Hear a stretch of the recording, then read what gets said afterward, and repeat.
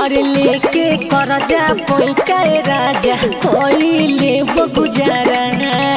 देखल जाई साथ में जाके सावन के नजारा और लेके करजा पहुँचाए राजा कोइले गुजारा देखल जाई साथ में जाके सावन के नजारा और गेरुआ रंग में सभे रंगाइल बस बरस हो हमके घुमा दी देव घर सजना हमारो घुमा दी देव घर हमके घुमा दी देव घर सजना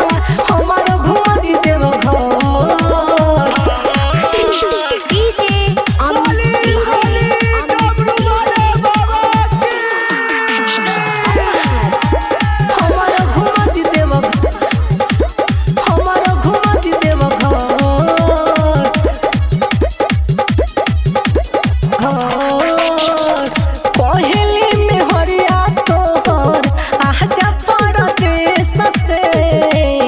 सावन जियब तोहर कले समय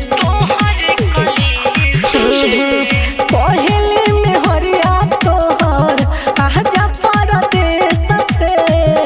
लगे सावन जियब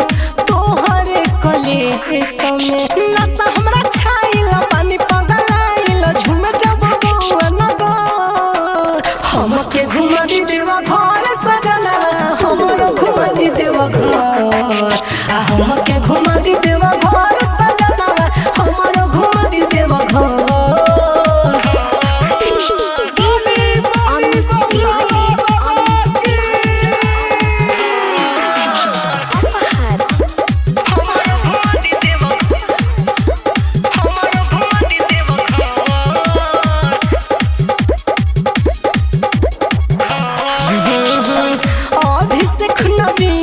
पिछले साले पहले बातानी तू जवा हर पिया कह तोरी रादा नहरी न सुभाष पिछले साले पहले बातानी तू जवा हर पिया कह तोरी रादा और सारी गिरवा आइल बाटे धराइल बाहरे सफा देखबो हमके घुमा दी देवा घर सजना हमारो घुमा दी देवा घर हमके घुमा दी देवा घर सजना हमारो घुमा दी देवा घर